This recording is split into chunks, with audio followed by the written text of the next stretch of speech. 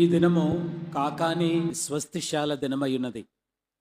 ఒక వ్యక్తి పొట్టంతా కూడా చనిపోయే పరిస్థితిలో 82 కుట్లు ఆపరేషన్తో కాకాని స్వశాలకు రాగా, బ్రతకడండి తీసుకెళ్ళిపోండి అని డాక్టర్స్ అందరు కూడా చెప్పారు. అలాంటి పరిస్థితుల్లో రాగా 2 సార్లు ఆపరేషన్ కుట్లన్నీ పగిలిపోయి పేగులన్నీ బయటకు వచ్చి ఘోరమైనటువంటి పరిస్థితిలో దేవుని యొక్క ఏర్పాటు స్థలంలోకి రాగా ప్రభు అతన్ని దర్శించారు, అతన్ని స్వస్థపరిచారు, ఆయన పని కొరకు పిలుచుకున్నారు, దేవుని పనిలో నిలబెట్టారు, సేవకునిగా అభిషేకించారు. దేవుని గొప్ప కార్యాలు మోయడానికి బైబిల్ మిషన్ జాయింట్ సెక్రటరీగా ఈరోజు మన ముందు నిలబెట్టారు. వారే రెవరెండ్ డి సుధాకరయ్య గారు. జాయింట్ సెక్రటరీగా బైబిల్ మిషన్ తెనాలి ప్రాంతంలో సేవ చేస్తున్నారు గనక వారు మనకి దేవుని వాక్యాన్ని అందజేస్తారు. జాగ్రత్తగా మనం విందాం.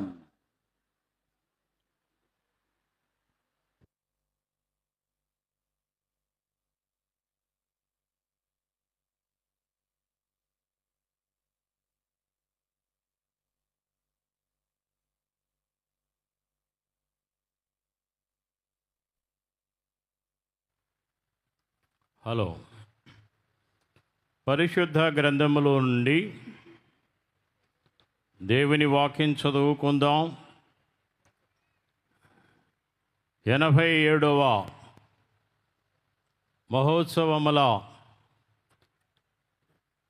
ప్రత్యేకమైన పరిశుద్ధ గ్రంథములో నుండి 68వ దావీదు కీర్తనలు 17వ వచనాన్ని చదివినిపిస్తాను. దేవుని రథములు సహస్రములు, సహస్రములు ప్రభు వాటిలోనున్నాడు. ప్రార్థన. పరిశుద్ధుడవైన మా ప్రియ పరలోకపు తండ్రి, మహోన్నతుడా, మీ అనాది సంకల్పమును బట్టి దేవుని ఏర్పాటు చేయబడిన దేవాది దేవుడు కోరుకున్న గుంటూరు హెడ్ ఆఫీస్ బేతేల్ గృహవాసులను నీ ఏర్పాటులో ఉంచుకొని వారి ద్వారా గొప్ప ఘనమైన కార్యములు ఘనుడా జరిగిస్తున్న తండ్రి, మీకు స్తోత్రములు చెల్లిస్తా ఉన్నాం. దేవుని రథములను ప్రభా తెలియచేయడానికి బలహీనుడైన నిలబెట్టి నీ బలమైన వాక్కు ఈ మహోత్సవములోకి వచ్చిన భక్త జనాగమనకు హృదయంలోనికి వెళ్ళడానికి నన్ను మరుగుపరిచి మీ ఆత్మచేత నింపి నడిపించమని వాక్కయ్యన్న త్వరగా వచ్చిన యేసుక్రీస్తు నామములో అడిగి వేడుకొనుచున్నాము తండ్రి. ఆమేన్. దేవుడము దేవదాసయ్య గారు బయలుపరిచిన బైబిల్ మిషను 87వ మహోత్సవాలకు వచ్చేసిన వారిలారా సజీవ సంఘారోహణముకు సిద్ధపడు. ధన్యత ఈ మహోత్సవాల ద్వారా పెండ్లి కుమారుడిని యేసుక్రీస్తు ప్రభువారు మనందరికీ తన ఆశీర్వాదములు ఇచ్చి నడిపించును గాక. ఆమేన్. ప్రత్యేకించబడిన పరిశుద్ధ గ్రంథములో నుండి మహారాజ్ దావీదు గారు రాసిన 68వ దావీదు కీర్తనలో 17వ వచనములో ఈ రోజు నా అంశము దేవుని రథము. ఏ దేవుని రథములు అనే విషయాలలో ప్రియులారా, దేవునికి రథములు వేలకు వేలు ఉన్నవి. ఆ రథములను ప్రభువారున్నారు. ఈనాటి కాలములో కొందరు రథములను యుద్ధములకు కొందరు మరికొందరు రథములను వాహనములుగాను వాడుకుంటూ ఉన్నారు. వాహనములు కనుగొని వారందరూ కూడా దేవుని రథము లేక వాహనము లేక మేఘము, ఈ ప్రత్యేకించబడిన ఈ వాహనములు మనం చూపించడానికి లేక మేఘాన్ని చూపించడానికి 104వ దావీదు కీర్తన 3వ వచనము 2వ లైన్ చదువుకుందాం. సహకరించండమ్మా. దేవుని 104వ దావీదు కీర్తనలు 3వ వచనాన్ని చదువుకుందాం. జలముల్లో ఆయన తన గదుల దూలములను వేసి ఉన్నాడు. ఆ, మేఘములను తనకు వాహనముగా చేసుకొని గాలి రెక్కల మీద గమనం చేయుచున్నాడు. చాలు.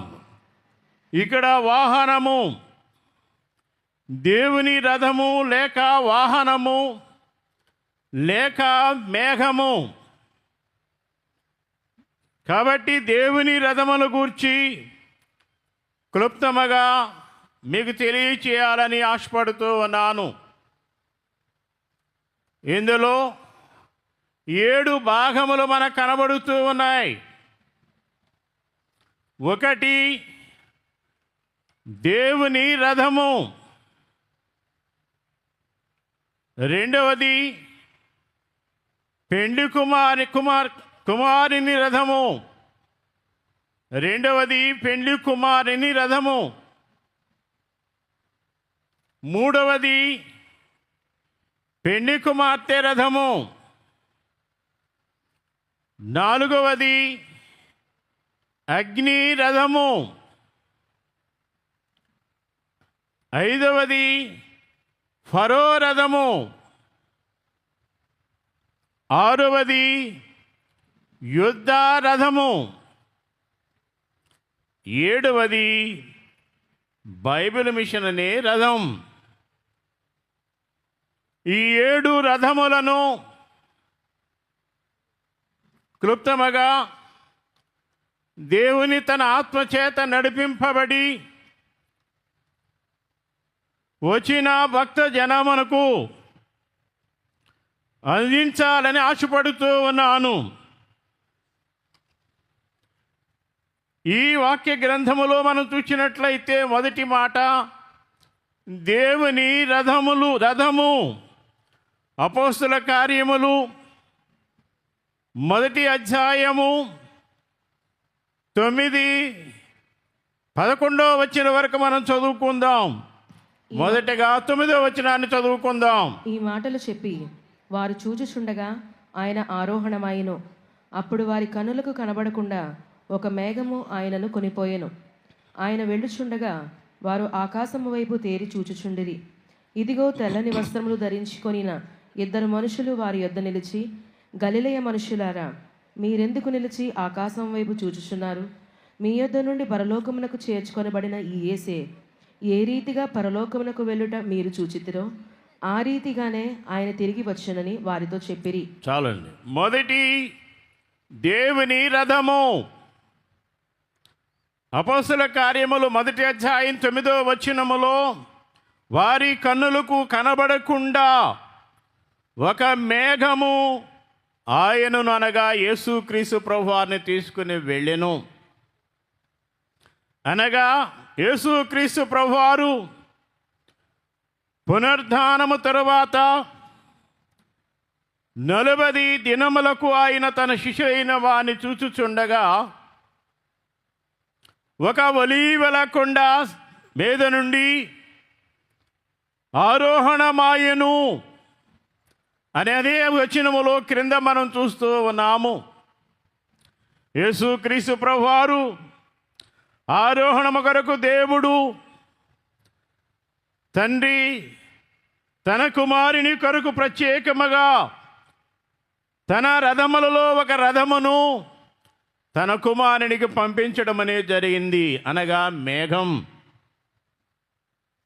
ఈ మేఘము అనగా మేఘమును తన కుమారు నిమిత్తము యేసుక్రీస్తు ప్రభువారి కొరకు భూలోకమునకు పంపెను. అనగా దేవుని ప్రియులారా, యేసుక్రీస్తు ప్రభువారు ఆ రథములో లేక మేఘములో ప్రవేశించి భూమి మీద నుండి పరమునకు దేవుని యొద్దకు వెళ్ళెను. ప్రియ ఏర్పాటు దేవుని సంఘమా, ఆయన మేఘరథములపై వెళ్ళుచు తన 2 చేతులను కూడా ఎత్తి వారు చూచుచుండగా, అనగా శిష్యులైన వారు చూచుచుండగా ఆయన కొనిపోవడం అనేది మనం చూస్తూ శిష్యులైన వారిని దీవించారు. 87వ మహోత్సవాల్లోనికి వచ్చిన భక్త జనాంగమా, యావత్తు ప్రపంచ దేశాలలో లేని ఆశీర్వాదాలు, దీవెనలు దేవుడు మనకి మహోత్సవాల ద్వారా ఆయన చేతులు చాచి దీవిస్తూ ఉన్నారు. నిజమనుకుంటే గట్టిగా చెప్పడకూడదాం. దేవుని నామానికి మహిమ కలుగును గాక.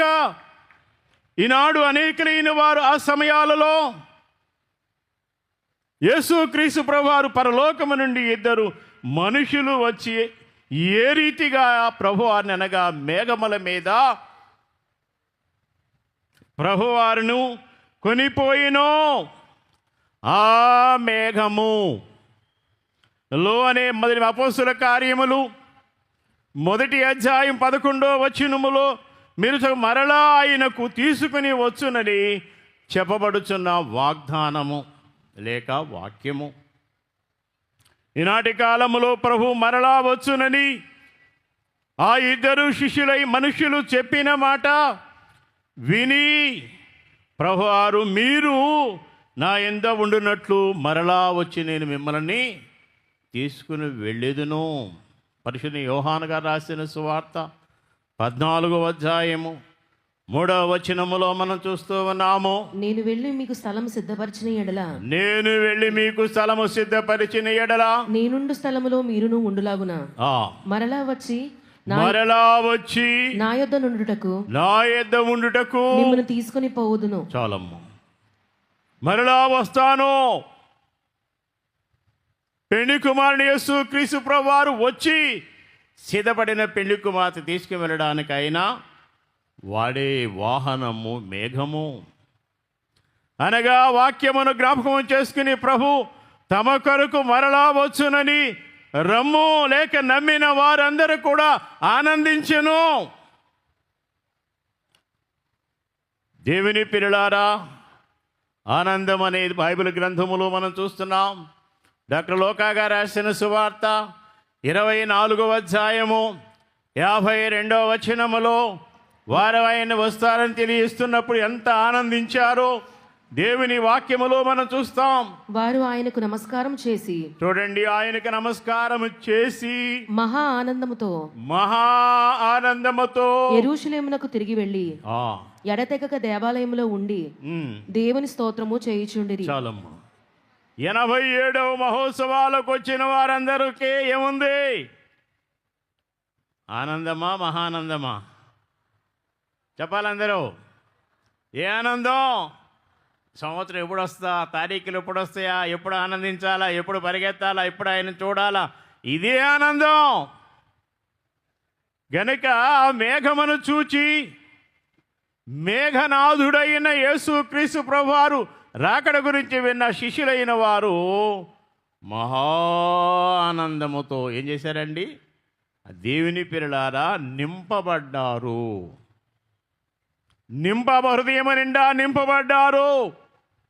దేవుడు బయలుపరిచిన బైబిల్ మిషన్ వారమై ఉన్న మనము కూడా ఈ మహాపందిరులు ఏర్పాటులు 25 సంవత్సరాలుగా కన్వీనర్గా ఉండి ప్రపంచములో ఎవరు చేయలేని గొప్ప అద్భుతమైన కార్యాలు ఆ దాసుని ద్వారా చేస్తుంటే ఇది ఆనందం కాదా?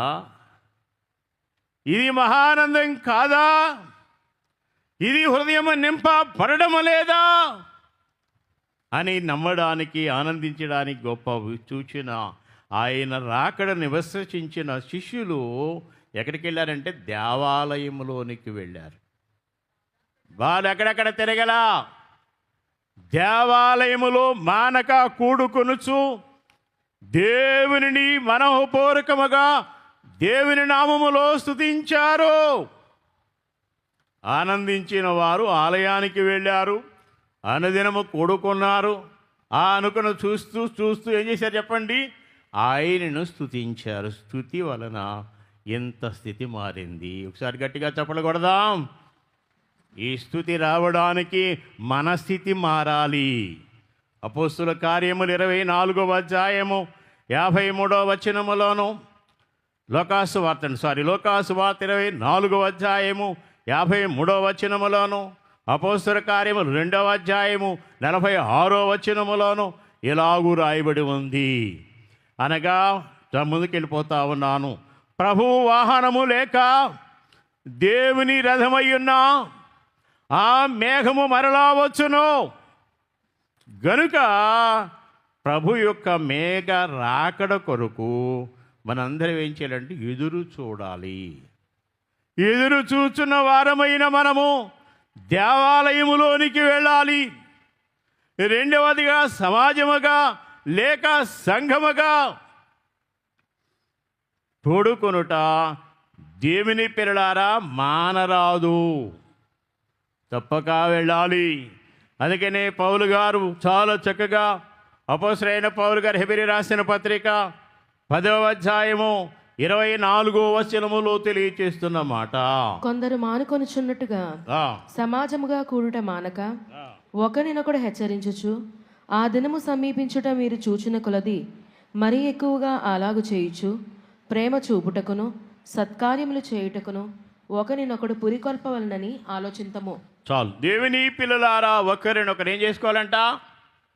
పురికొల్పాలి, ప్రేరేపించబడాలి. నాడు మహోత్సవాలలో ఫాదర్ ఎం దేవదాసయ్య గారి ద్వారా, దేవుని ద్వారా, అయ్యగారి ద్వారా, మన నాయకులు పెద్దల ద్వారా, తదుపరి ద్వారా ఇలాగున అందరికీ ప్రోత్సాహం ఎంచబడుతూ ఇంత గొప్ప ఘనకార్యములు చేయడానికి ప్రోత్సాహమే. కనుక ఇంత ఉన్నతమైన సందర్భము ఏదైనా కావచ్చు, సమయములో ఎలాగైనా ఎంతైనా కావచ్చు, కానీ సంఘము మాత్రము ప్రతి దినము కూడుకోవాలి. ప్రతిదినము దేవాలయానికి వెళ్ళాలి. ప్రతిదినము దేవాలయములో దేవుని పిల్లలారా దైవజనులు తెలిపినట్లుగా రాకడ రవళి అనే పుస్తకంలో మీరు బాగా చూస్తే అందులో అయ్యగారు అనేకమైన విషయాలు తెలియచేశారు రాకడ గురించి. మన రాకడి రవళిలో ఈ అనేకమైన రాకడ గురించి తెలియచేసిన వారై ఉన్నారు. మన దైవజనుల మాటలు మూట, మనకు బాట, మనకు మార్గము రాకడ. కనుక నేటి దినాలలో అలాగూ కూడుకున్న వారు మాత్రమే మేఘనాథుని రాక కొరకు ఎదురు చూడటమే కాదు, ఏగముగా వెళ్ళిపోతాం. వెళ్ళడానికి ఉన్నతమైన స్థితి దేవుడు మనకు అనుగ్రహించునుగాక. రెండవ మాట, పెండి కుమారిని రథము. అపోస్తలుడైన పౌలు గారు తెస్సలోనికీయులకు మొదటి పత్రిక 4వ అధ్యాయం 16వ వచనములో ఆర్భాటముతోనూ ప్రధాన దూత శబ్దముతోనూ దేవుని బోరుతోనూ చాలా అక్కడ పెండి కుమారుడు రాక కొరకు ఎన్ని గుర్తులు తెలియచేస్తున్న మాటలు. అంతేకాదు పరిశుద్ధుడైన మత్తయి గారు రాసిన సువార్త 24వ అధ్యాయం 30వ వచనములో, ప్రకటన గ్రంథం 1వ అధ్యాయము 7వ వచనములో ఇవన్నీ కూడా మనం చూస్తాం. ఒకటి, పరలోకము నుండి పెండి కుమారునిగా ప్రభు దిగువచ్చుట. దానికి దశలో రాసిన మొదటి పత్రిక 4:16.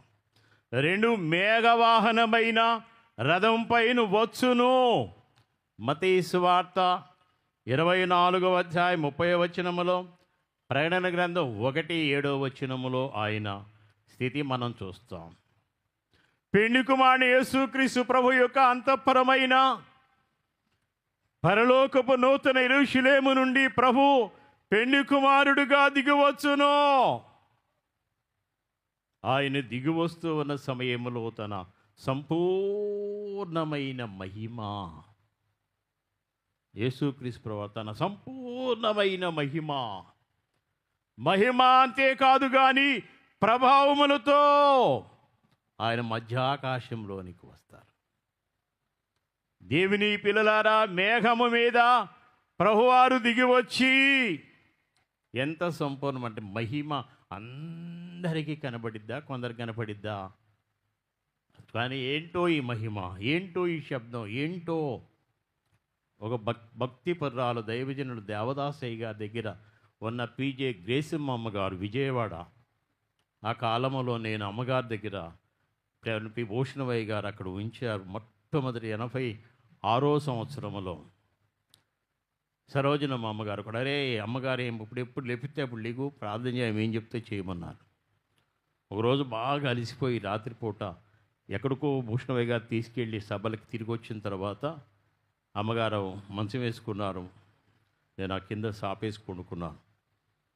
అమ్మగారు అర్ధరాత్రి ఇంచుమించుగా 2 గంటల సమయంలో గట్టిగా బ్యాండ్ బయట పెళ్లి పెద్దవాళ్ళది అనుకుంటా, చాలా పెద్ద శబ్దం వినబడుతుంది. అమ్మ పెద్ద దేవాలయం గేటు తలుపు తీసుకుని దేవాని స్తోత్రం స్తోత్రం స్తోత్రం స్తోత్రం స్తోత్రం అని వెళ్ళిపోతుంది. అమ్మ బ్యాండ్ మేళమమ్మా అని చెప్పా. ఒరే బ్యాండ్ అంట్రా అని వచ్చి పడుకుంది. అంటే ఆ అమ్మ కలవరం ఎలా అని చెప్పండి, ఆయన శబ్దం వింటే ప్రభు శబ్దం అనుకుని వెళ్ళిపోవాలని ఆశపడుతుంది. ఈనాడు మనం ఏ శబ్దాలు వింటున్నాం గనక ఏమి చూసుకోవడానికి సిద్ధంగా ఉన్నాం. ప్రియ దేవుని ఏర్పాటు జనాంగమా, యేసు క్రీస్తు ప్రభు వారు ఆయన కనబడుచున్న ప్రభు దిగవచ్చు. ఏ రీతిగా పరలోకానికి వెళ్ళటం మీరు సూచితురో ఆ రీతిగా యేసు ప్రభు వారు ఎలా వస్తారంట, ఆయన్ని తిరిగి వచ్చునని ఆయన ఆరోహణ సమయం అందు చెప్పబడిన మాట నెరవేరును. అక్కడే మరి ఒక మాట, పరలోకము నుండి మహిమ మేఘమే దిగివచ్చును. మహిమ మేఘం మీద ప్రభువారు దిగివచ్చును. వచ్చుట అనగా పెండ్లి కుమారుని యేసుక్రీస్తు ప్రభువారి యొక్క రథము ఆయన మేఘమే, దేవదేవుని మేఘమే భూలోకములో పెళ్లి కుమార్తె విశ్వాస జన సంఘముగా సిద్ధపడిన సంఘం కూడా అలాగూ ఆ సంపూర్ణమైన మహిమ కొరకు గదిలో అనగా సన్నిధిలో దేవాలయములో అనుదినము అనుక్షణము పెళ్లి కుమార్తెగా కలవరము సిద్ధపాటు కలిగిన వారంగా ఉండాలని దేవాదేవిని సన్నిధిలో తెలియచేస్తూ పెళ్లి కుమార్తె సంఘము కలుసుకున్నటకు పెళ్లి కుమారుడు యేసుక్రీస్తు ప్రభువారు ఈ మహిమ మేఘమనే రథం ఎక్కి ఆయన వచ్చును. కిందంటారు, మహిమ మేఘములో మధ్యాకాశమును పెళ్లి కుమారుడుగా వచ్చుచున్నా యేసుక్రీస్తు ప్రభువారు పెళ్లి కుమార్తెగా కలుసుకునవలసినందే భూలోకములో ఉన్నప్పుడే ఏ పెళ్లి కుమార్తె యేసుక్రీస్తు ప్రభువారు ప్రార్థన, ఈ పెళ్లి కూతురు ఎప్పుడు కూడా ప్రభువును కలుసుకోవాలంటే ఒకటి గదిలో ప్రార్థనలో ఉండాలి. మన ఈ దైవజనులు తెలియజేసిన సన్నిధి గదిలో మనం ఎప్పుడు కూడా ఆయన కలుసుకునే అనుభవంలోకి వెళ్ళాలి. యేసు నీ తలపే నాకు ఎంతో హాయి, పాడొద్దు బంగారు తల్లి సమయం హాయి. ఎంతమంది నిజంగా కీర్తన తలంచుకుంటే హాయిగా ఉంటే ఆ అనుభవంలోకి వెళ్ళిన పెళ్లి కూతురు అంత ఆనందంగా ఉంటుంది. ఒకసారి ఆ పల్లవ వాడుకుందాం. అసలు ఆ కీర్తన మోకాళ్ళ మీద ఉండి మనోనిదానంతో ఒక్కసారి నిబ్బరం కలిగి చూస్తే దేవుడు మహిమంత ఇక్కడ మన ఎదుట ఉన్నాడు కనపడింది. అది చేయగలిగిన అంతస్తు కలిగిన వారికి తెలిసింది, కానీ అందరికీ అనుభవం. ఒక్కసారేమో యేసు నీ తలపే నాకు ఎంతో, యేసు నీ తలపే నాకు ఎంతో హాయి, ప్రభు యేసు నీ తలపే నాకు ఎంతో చాలండి. హాయి. ఆ కాలములో పెద్దలైన వారు సన్నిధిలో పెట్టి వారు మోకాళ్ళ మీద ఉండి వారితో మోకాళ్ళ అనుభవం కలిగిన అంతస్తులో మేము ఉండి ఆ అనుభవాన్ని నేటికి పోగొట్టుకోలేదని తెలియజేస్తున్నా. ఇది నేను మహోత్సవాల పందిరమని చెప్తా ఉన్నాను. ఈనాడు ఎంతమంది మనం అలాంటి అనుభవంలోకి వెళుతున్నాం? ఎంతమంది పెద్దలతో మోకాళ్ళు అనే అనుభవం ఉంది? దైవజనులు దాసిన చివరి మాటలో 2-3 మాటలు చెప్తాను. ఒకటి, మిమ్మను అనాథులుగా విడవను అనగా వాక్యములు మీ యొద్దకు వత్తును. పరిశుద్ధుని యోహానుగా రాసిన సువార్త 14వ అధ్యాయం 18వ వచనం. 2, 2-3 నా నామమును కూడి ఉన్న వారి మధ్య నేనుందును. పరిశుద్ధుని మత్తయి గారు రాసిన సువార్త 18వ అధ్యాయం 20వ వచనములో. 3, గదిలోనికి వెళ్ళి రహస్యమందున్న చూచు తండ్రికి ప్రార్థన చేయము. పరిశుద్ధుని మత్తయి గారు రాసిన సువార్త 6వ అధ్యాయము 6వ వచనం. ఈ 3 అనుభవాలు మన జీవితంలో ఆయన్ని కలుసుకుని ఆయన పక్కన కూర్చుని అంతస్తు వరకు ఉండగలిగిన స్థితి ఇవ్వాలని కోరుకుందాం. అందుకే ఇక రాశారు, వచ్చి వేసిన దేవుని సభకు చేరుదము రండి, వచ్చి వేసిన దేవుని సభకు చేరుదము రండి, త్వరలో యేసుని కలుసుకొని విని దొరలౌదము రండి, నిజముగా దొరలౌదము రండి.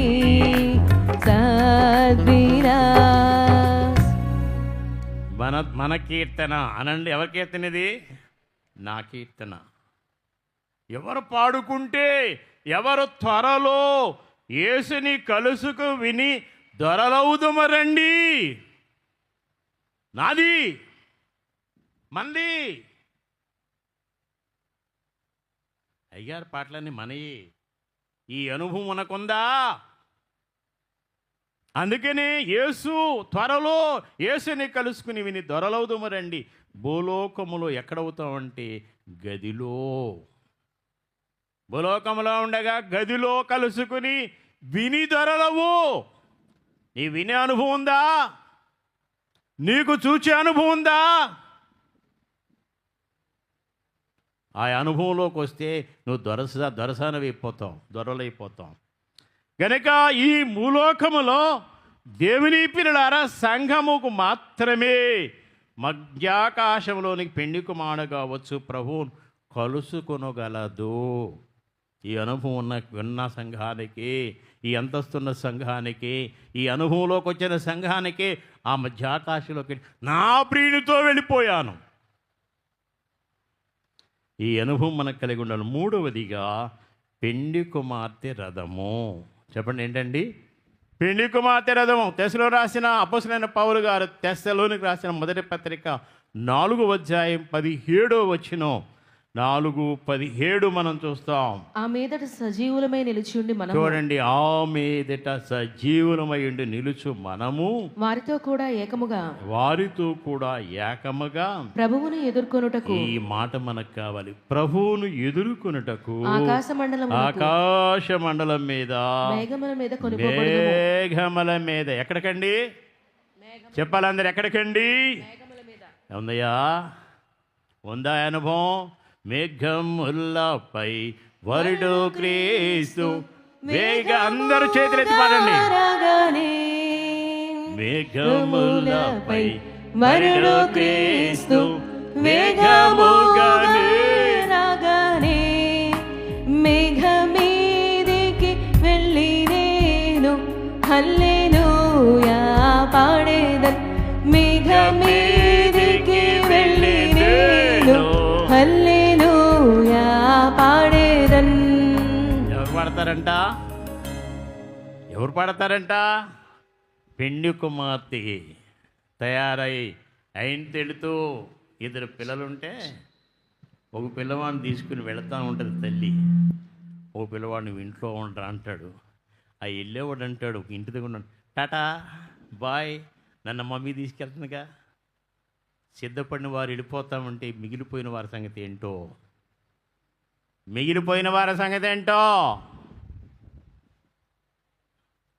ఈ అనుభవం మనకి బైబిల్ మిషన్ వారం మనకి సన్నిధి అనుభవం కావాలి. పరలోకమందన్న పెండి కుమారుని యేసుక్రీస్తు ప్రభువారు ఎలా వస్తారంటే ప్రభు మహిమ కలిగిన వారు కాబట్టి. యేసుక్రీస్తు ప్రభువారు ఏం కలిగి ఉన్నారండి? మహిమ. ప్రభువారు మహిమను కాబట్టి భూలోకమందున్న పెండి కుమార్తె ఆ మహామహిమలోకి వెళ్ళాలి. ఏ మహిమ అండి? ఆయన మహిమను అందుకోవాలి అని బైబిల్లో చెప్పడానికి ఇక చాలా ఉన్నాయి. దైవజనుడైన మోషే గారు, దైవజనుడు దేవదాసయ్య గారు, భక్తులు మోషే గారు 40 దివారాత్రులు కిందకి దిగి వస్తుంటే కిందన్న ప్రజలకు ఆ అనుభవం లేదు కాబట్టి మోషే గారు నీ ముఖం కప్పుకో. ఆ అనుభవం ఎవరికి లేదు? కిందన్న వారికి లేదు. పైన మోషే గారి దేవుని మహిమ అంతా ముఖంలోకి వచ్చింది. ఆ మహిమ ఎవరు చూశారండి? ఎదురుకున్న వాళ్ళు చూశారు. బైబిల్ మిషన్ వారు వెళుతుంటే అంతే. ఆ మహిమను చూడగానే మీరెవరయ్యా బైబిల్ మిషన్ వాళ్ళ అనాలంటే మన మొహంలో కళ, ఆ కాంతి, ఆ నిదానం, ఆ శాంతి మనలోకి లక్షణాలు రావాలి. అందుకని యేసు ప్రభువారు భూలోకమందున్న పెండి కుమార్తె మహామహిమ కలిగినది అని చెప్పడానికి దేవుని వాక్యం చూపించిన దావీదు మహారాజు 45వ దావీదు కీర్తనలో 13వ వచనంలో మనం అంతఃపురములో ఉండ రాజకుమార్తె కేవలము మహిమ. చదువు బంగారు 45:13 వచనములు ఈ మాట మనం చూస్తాం. అంతఃపురములో నుండి రాజకుమార్తె కేవలము మహిమ గలది. చాలమ్మా, కేవలము ఈ రాజకుమార్తె వలె మనం ఉండొద్దా? ప్రభు సంఘమును తనతో సమాన మహిమ కలిగినది గానిగా ఎంచుచూ ఉన్నారు.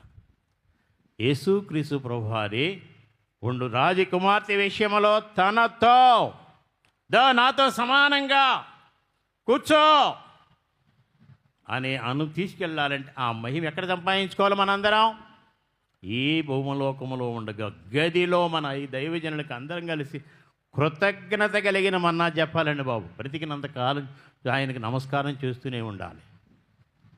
ఈ అనుభవంలోనికి మన తండ్రి, మన పెద్దలు, మన మహనీయులు, మన గురువులు మనకు నేర్పించారు. ఆ అంతస్తులోనికి వెళ్తున్నామా లేదా అని మనం చూడవలసిన వారం. కింద ఇంకొక మాట, ప్రియ దేవుని పిల్లారా, అపోస్తలుడైన పౌలు గారు ఫిలిప్పీ రాసిన పత్రిక 3వ అధ్యాయం 21వ వచనములో ఒక చక్కని మాట మనం చూస్తాం. 4వ వచనం ఒకసారి చూడమ్మా. అక్కడ ప్రభు సంఘమును తనతో సమాన మహిమ గలదా, మరి సమానమైన మహిమ గలదానిగా చేయును అనే మాట మనం చూస్తాం. అక్కడ వాక్యం మహిమ కలిగిన దానిగా చేయగలనే మాట. 4వ వచనం చదవమ్మా. 3వ అధ్యాయం 4వ వచనం. కావలియునంటే నేను శరీరమును ఆస్పదము చేసుకొనవచ్చును, మరి ఎవడైనను శరీరమును ఆస్పదము చేసుకొనదలిచిన ఎడల. కింద చూడమ్మ కొంచెం, అక్కడ కొంచెం నేను కనబడలే, సరిగా వేసుకోలేము. మా ప్రభువు సంఘమును తనతో సమానమైన మహిమ కలిగిన దానినిగా చేయుదును అనే మాట మనం చూస్తున్నాం. కింద ప్రభువారు దేవుని పిల్లల అపోస్తలుడైన పౌలు గారు ఎఫెసీ రాసిన పత్రిక 5వ అధ్యాయము 25 నుండి 27 వచ్చిన వరకు మనం చూచిన వారమైతే అక్కడ అనేకమైన దివ్యమైన పౌలు గారు సంఘానికి రాస్తూ ఉన్నారు. పురుషులారా, అమ్మా చదవండి. సంఘమును మహిమ కలిగిన దానిగా తన ఎదుట నిలవబెట్టుకున్నటకు సంఘము కొరకు యేసుక్రీస్తు ప్రభువారు తన ప్రాణాన్ని పెట్టారు. ఏం పెట్టారండి? తన ప్రాణాన్ని ధారపోశారు. అక్కడ దేవుని పిల్లలారా, కనుక సంఘము ఆయన భార్యగా అనగా ఆయన పెండి కుమార్తెగా ఉండుటకు ఏ ఉండకూడదంటే కళంకమైనను, రెండవది ముడతైనను లేకుండా ఈనాడు పరిశుద్ధమైనదిగా నిర్దోషమైనదిగా ఉండినట్లు వాక్యముతో ఉదక స్నానం చేసుకోవాలి. ఆ 2 వచనాలు చదువుకోండి. 25 నుంచి 23 వచనాలు. ఇవన్నీ కూడా ఉదక స్నానము, వాక్యముతో ఉదక స్నానం శుద్ధి చేసుకున్న వాళ్ళెన్నో. ఈనాడు ఎంతవరకు శుద్ధి శుద్ధి శుద్ధి అయ్యా రాశారు. మనకు శుభ్రపరిచితి రావయ్యా నిన్ను కొలిచిదనే కీర్తనలు ఎన్నో మన దైవజనులు తండ్రి గారు మనకి ఎన్నిచ్చినా వాడుకోవడం లేదు. కానీ ఏయోయో ఏమిటేమిటో కలిగిన పెళ్లి కూతురుగా ఎలా వెళ్తామో ఒకసారి ఆలోచించండి. గనుక తన కుమారుని కొరకు ఏమిచ్చారంటే, దేవుని పిల్లలారా, మహిమ మేఘమును వాహనముగా పంపిన తండ్రి అనగా పెళ్లి కుమార్తె కొరకు కూడా మేఘరథము. ఏ రథమండి? మేఘరథములను పంపారు. యేసు యెహోవా దేవాదేవిని తన కుమారుడికి పంపినట్లుగా కుమారుడు వస్తున్నప్పుడు ఆ పెళ్లి కూతురు కూడా ఈ రథం మీద తీసుకెళ్ళిపోతారు, లేక ఈ మేఘం మీద తీసుకెళ్తారు, లేక ఈ వాహనం మీద తీసుకెళ్తారు.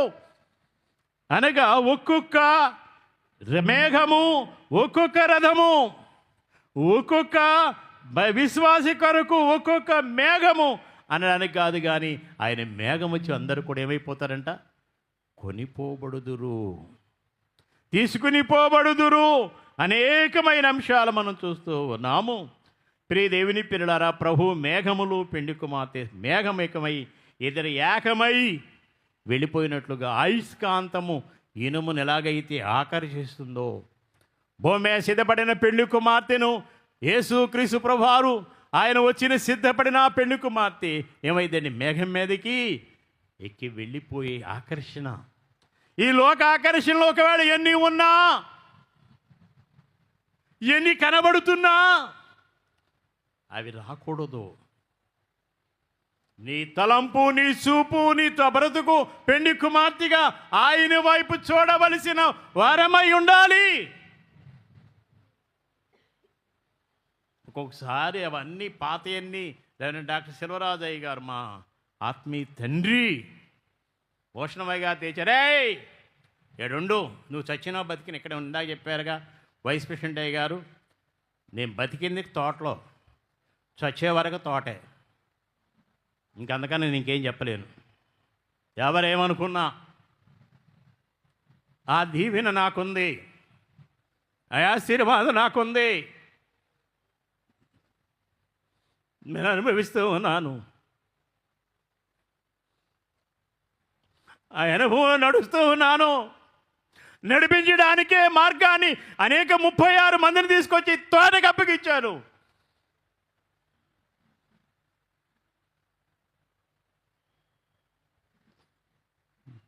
మొన్న ఆయన పని చేసేది ఆయన అయ్యగారు అన్న నా శాసి జీవితం బైబిల్ మిషన్ కొరకే.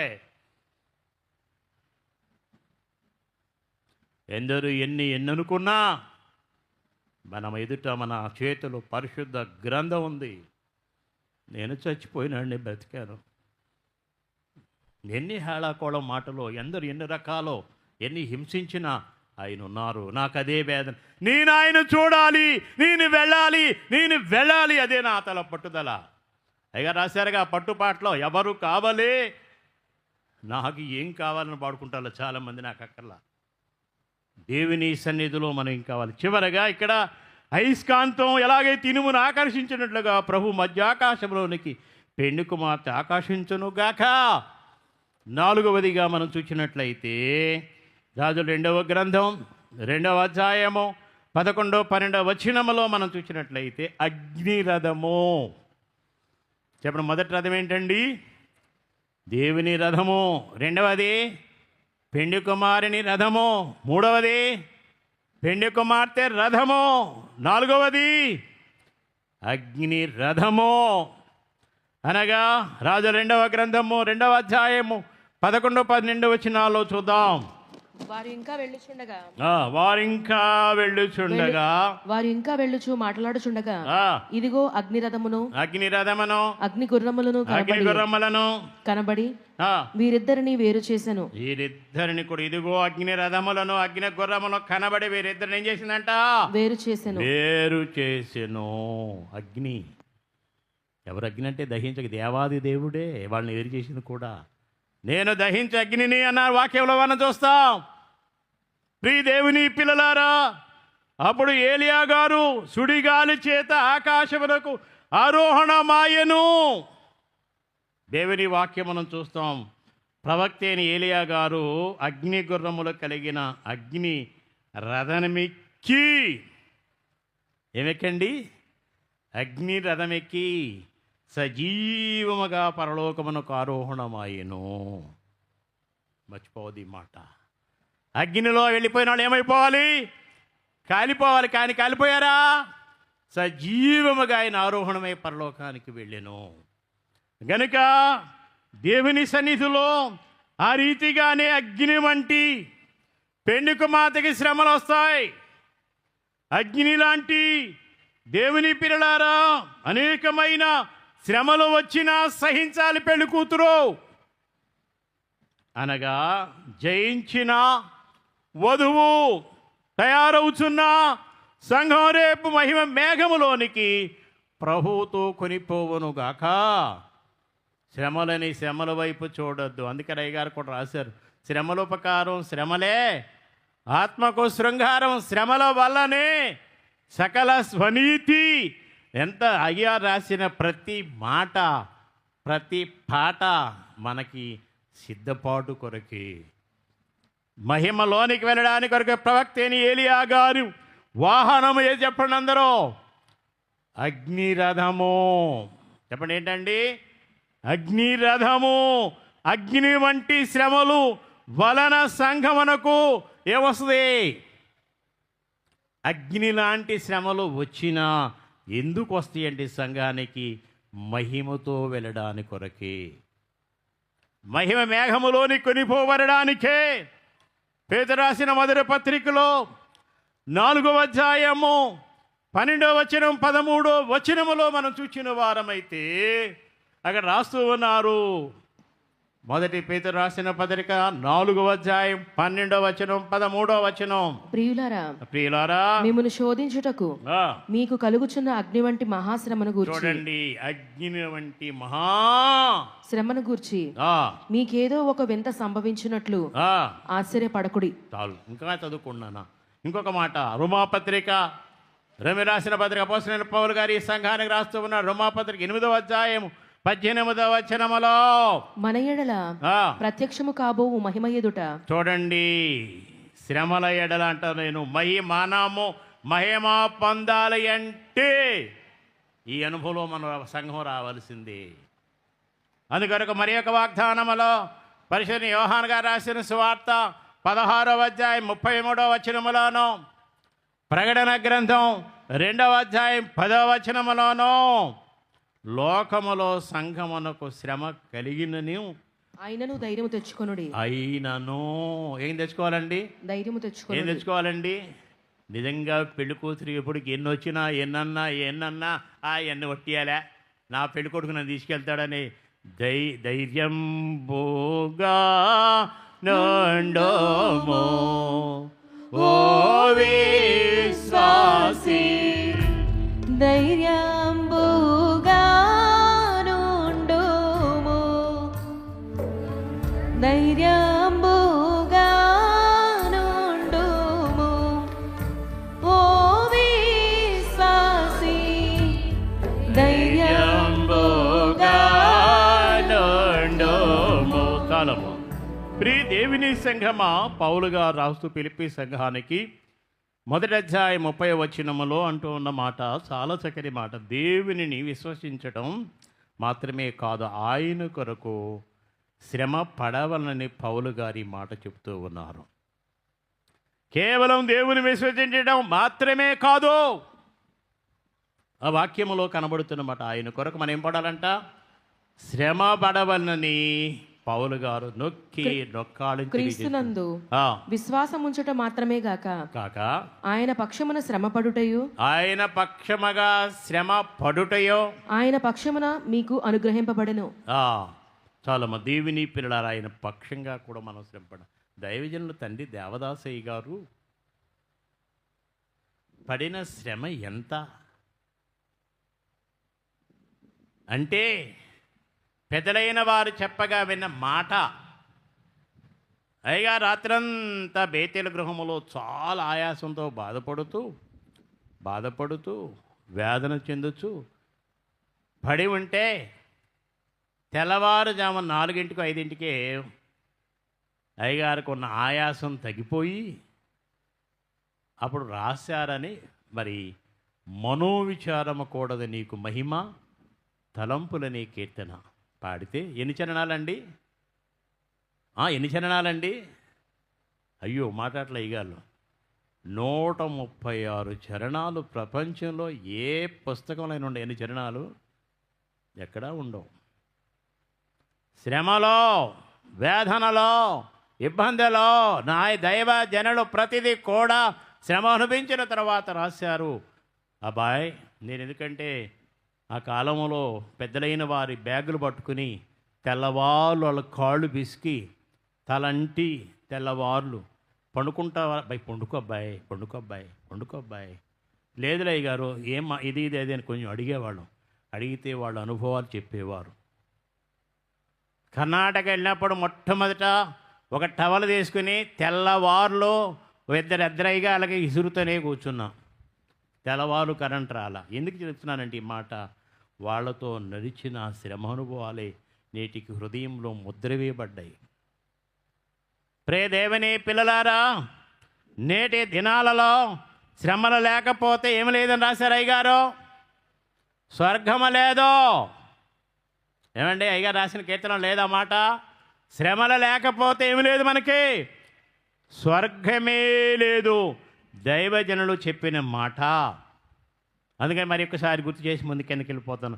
అగ్ని వంటి శ్రమల వలన మాత్రమే సంఘము ప్రవక్త అని ఏలియా గారు గాలిబలి అగ్ని రథమెక్కి ఆరోహణము కలిగినట్లుగా దేవుని చిత్తములో ఉన్న మనందరిని నడిపించును గాక. ఆయన ఇష్టం, మన ఇష్టం కాదు, మన సిద్ధపాటును బట్టి. 5వదిగా మనం చూస్తే ఫరో రథం. 5వదిగా ఏంటి చెప్పండి? ఫరో రథం. నిర్గమాకాండం 14వ అధ్యాయము 6వ వచనములో మనం చదువుకుందాం. అంతటా అతడు తన రథములను సిద్ధపరచుకొని తన జనమును తనతో కూడా తీసుకొని పోయెను. మరియు అతడు శ్రేష్టమైన 600 రథములను ఐగుప్తు రథములన్నిటినీ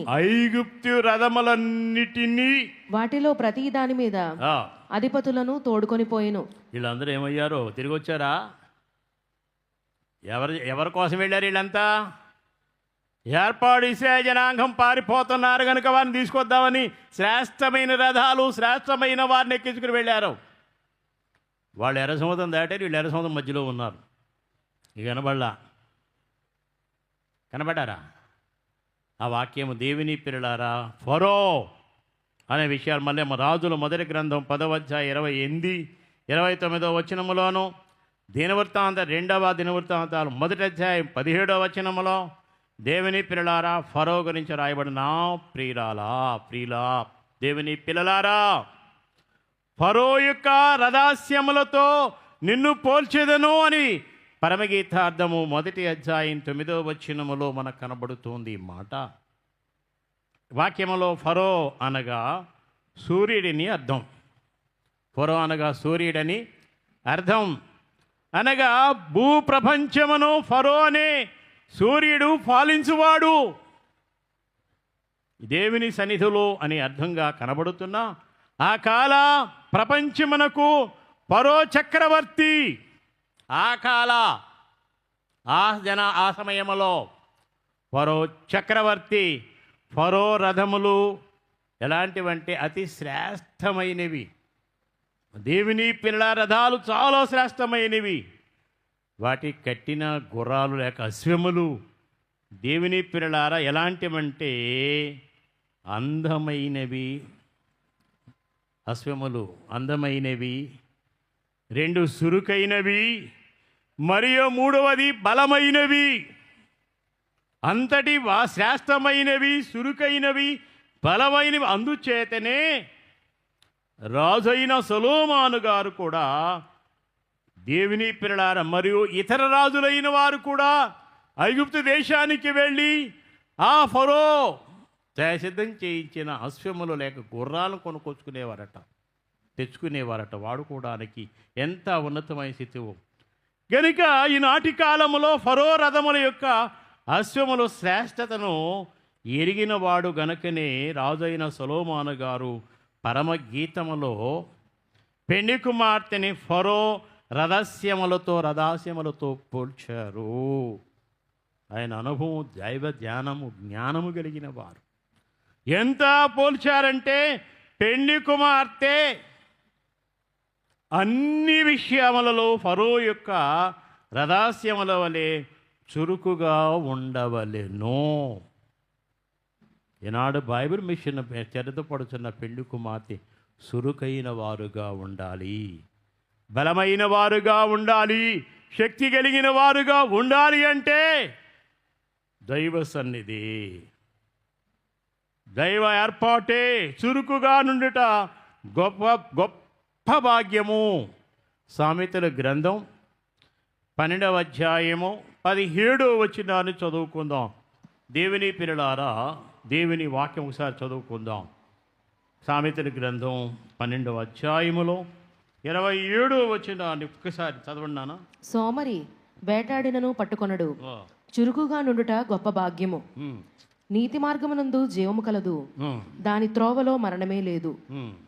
అంటే ఎంతటి ఈ ఏర్పాటులో ఏమి లేదంటామా? మార్గము మరణమే లేదంటే సంఘము అన్ని విషయాలలో మరి ఒక మాట అన్నారు. ఆయా సందర్భాల్లో పెద్దలు వాడిన మాట, అందరికంటే అన్నిటికంటే శ్రేష్టమైనదిగా ఉండాలి. ఎలా ఉండాలంటే అండి, ఆ సంఘము అన్ని విషయాలలో అందరికంటే అన్నిటికంటే శ్రేష్టమైనదిగా ఉండవలెను.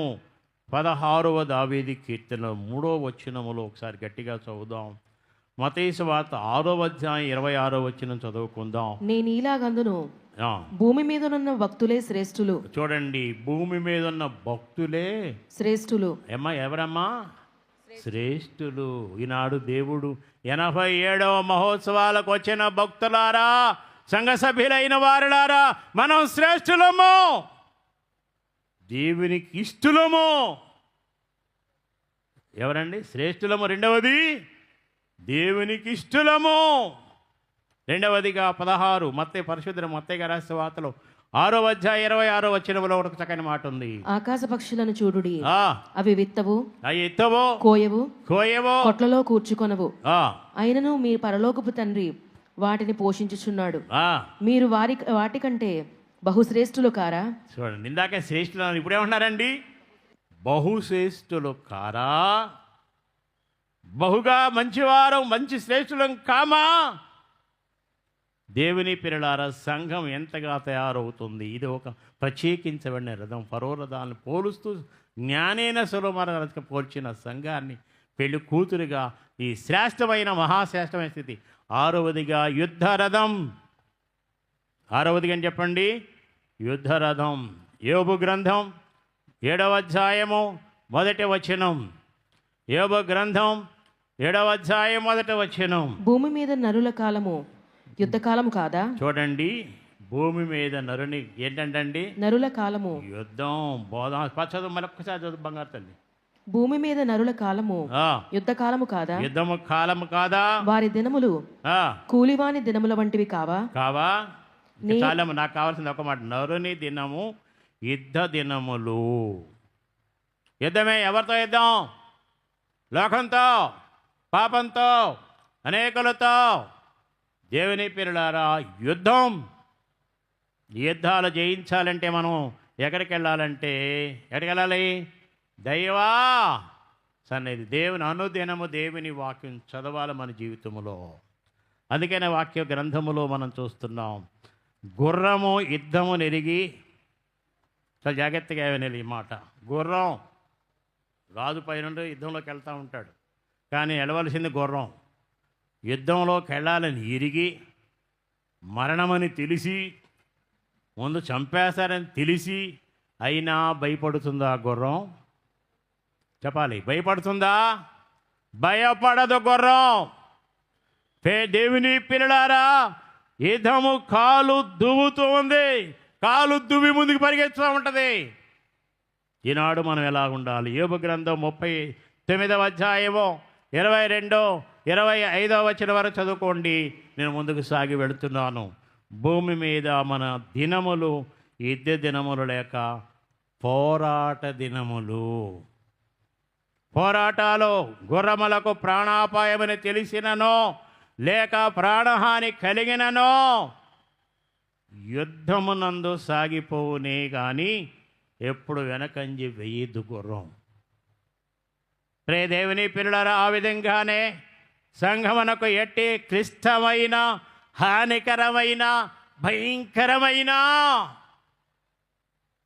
శోధనలు వచ్చిన ఏ పరిస్థితులు సంభవించినా ఎదుర్కోవలసిన వారమే కానీ వెనక్కి పారిపోయే వారం కాదు. ముందుకు వెళ్ళవలసిన వారమే కానీ ఎప్పుడు కూడా వెనక జారిపోకూడదు.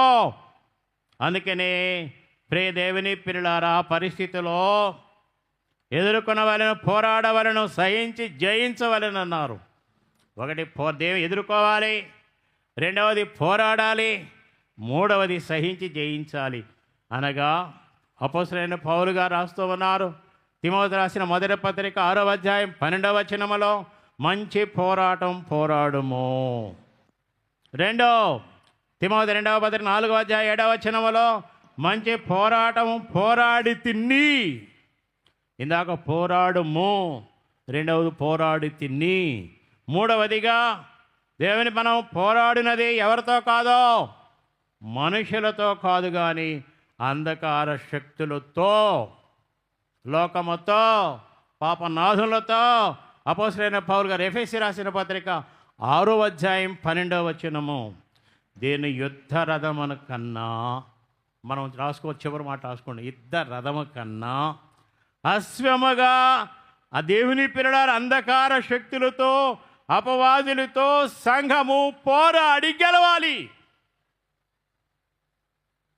మనం లోకముతో, దేవుని పిల్లలారా, అంధకార శక్తులతో, అపవాదులు ఎదిరించినప్పుడు వాడు మీ ఎద్ద నుండి పారిపోవును. మన పోరాటం అపవాదులతో, లోకనాథులతో, బంధకారుల శక్తులు, వాడితో పోరాడాలి. ఈ విషయాన్ని జాగ్రత్తగా గుర్తు. ఏడవదిగా దేవుని పిల్లలారా, బైబిల్ మిషన్ అనే రథం, బైబిల్ మిషన్ అనే రథం. పరిశుద్ధులైన మత్తయి గారు రాసిన సువార్త 11వ అధ్యాయం 28వ వచనం మన అందరికి బాగా తెలిసిన మాటే. ఏమాట? ప్రయాసపడి భారము మోసుకొరుచున్న సమస్త జనులారా, నా యొద్దకు రండి, నేను మీకు విశ్రాంతి కలుగు చేతును. కావలసిన అమూల్యమైన మాట. ఆయన రమ్మని పిలిచినప్పుడు భారమంతా మోసుకుని శిష్యులైన వారు వచ్చారు. రమ్మ రా, భారాన్ని అక్కడ విడిచిపెట్లా. ప్రయాసపడి భారం వచ్చిన సమస్త జనులారా, నా ఎద్దకు రండి. ఈనాడు 87వ మహోత్సవాలకు వచ్చిన భక్త జనాంగమా, మన భారాలు మోసుకునే స్థలంలో అక్కడందరికి చెప్పి ఈ స్థలానికి తీసుకొచ్చాం. అందుకని దైవ ఏర్పాటులో ఉన్న స్థలంపై దేవుని జనాంగమా భారం మోసుకు వచ్చినది సంఘం. మత్తయి సువార్త 11:28లో కింద ఒక మాట రాయబడింది. దేవుని వాక్యాన్ని మార్కు సువార్త 16వ అధ్యాయం 15వ వచనములో, ఆయన వెళ్ళమన్నప్పుడు, ఆయన అనగా యేసుక్రీస్తు ప్రభువారమ్మా, అపార్థం చేసుకోబడి, ఆయన అనగా యేసుక్రీస్తు ప్రభువారు శిష్యులైన వారు చెబుతున్న మాట ఒకసారి చదవమ్మా. 16వ అధ్యాయం 15వ వచనమును, నమ్మిన వారి వలన ఈ సూచక క్రియలు కనబడును. ఏవనగా నా నామమున దయ్యములను వెళ్ళగొట్టుదురు, క్రొత్త భాషలు మాట్లాడుదురు, పాములను ఎత్తి పట్టుకొందురు. అక్కడ దేవుని వాక్యములో ఆయన వెళ్ళమన్నారు. మీరు భూదిగాంతముల వరకు సువార్తను మోసుకొని వెళ్ళనిది సంఘం. భూలోకమంతటికి సువార్త పోవుటకిండియ ప్రధానమో, భూలోకమంతటికి సువార్త పోవుటకిండియ ప్రధానమో. పైలోక పరలోకము నుండి వచ్చింది బైబిల్ మిషన్. మరలా పైకి లోకాన్ని తీసుకెళ్ళి వెళ్ళేది కూడా బైబిల్ మిషనే. ఒకసారి గట్టిగా చెప్పకూడదాం, ఇంకా వినబడాలి గట్టిగా.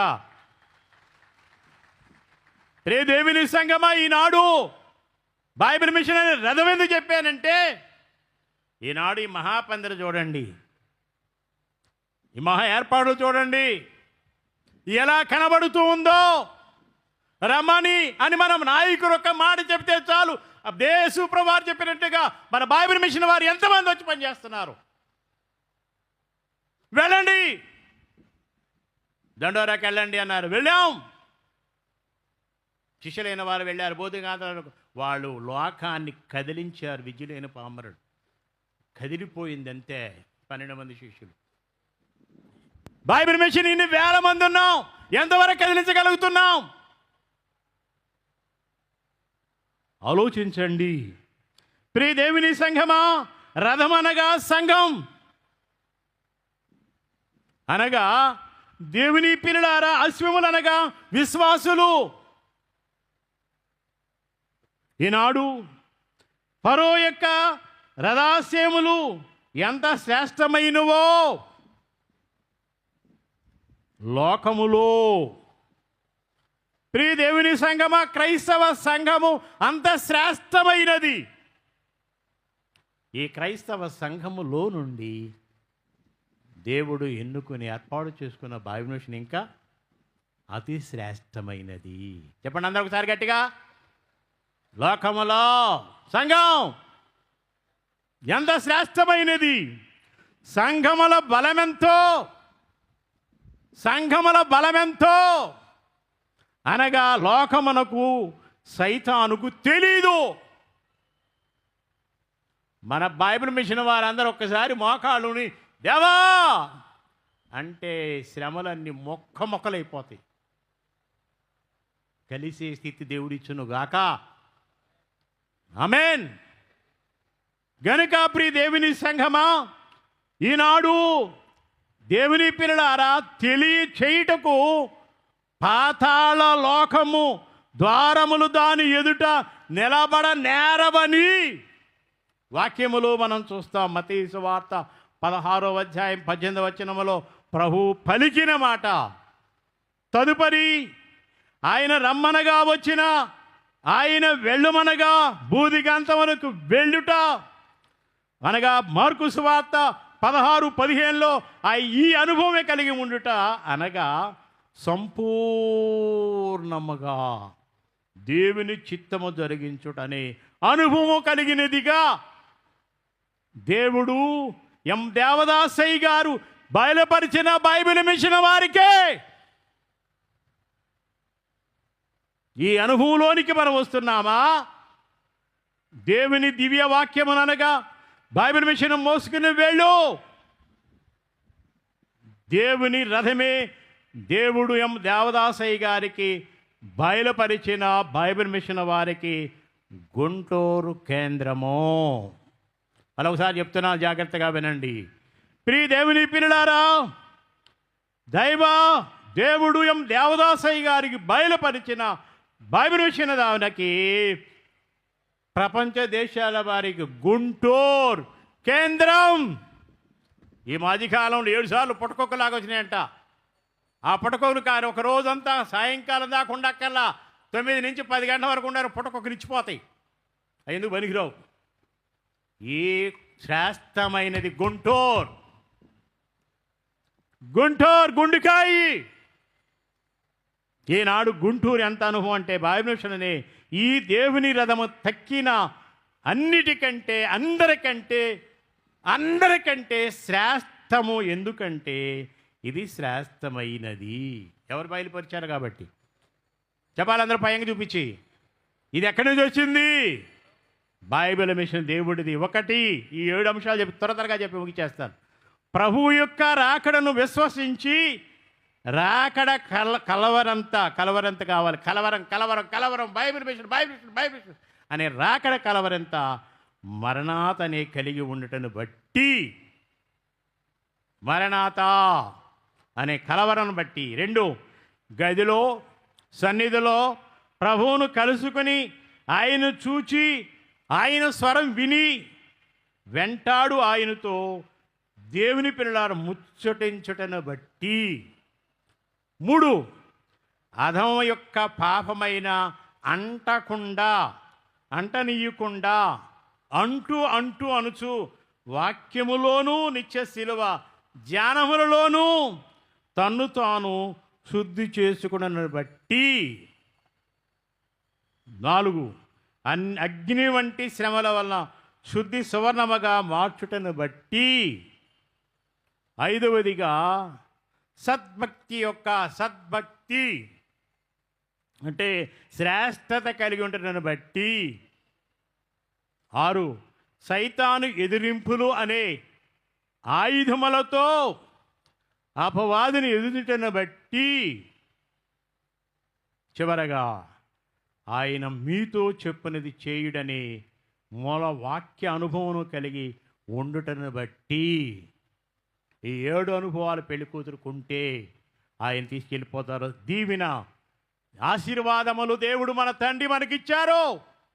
అయ్యగారి పుస్తకాల్లోయే ఎంతవరకు దేవుని రథమయ్యున్న మేఘవాహనమును అదోరించి ఆయనలో కూడా పరమనకు వెళ్ళగలిగిన ధాన్యత దీవెన మేఘాడే వచ్చిన పెళ్లి కుమారుడు ఈ 83వ మహోత్సవములు ఏకీవించిన మనందరకు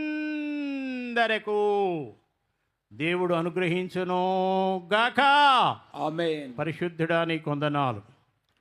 7 ప్రాముఖ్యమైన రథాల గురించి తెలియచేసిన ఈ బలహీన నిలబెట్టి బోరగా వాడుకుని నామ ఘనత కొరకు వచ్చిన భక్త జనాంగమునకు వచ్చిన దైవ అభిషక్తులకు నా వెనుక మాట్లాడిన అధినాయకులకు దీవెనలతో పరిశుద్ధాత్మ వరాలతో నింపి నడిపించమని త్వరగా వచ్చిన యేసుక్రీస్తు నామమున అడుగుచున్నాము తండ్రి. ఆమేన్. ఆమేన్.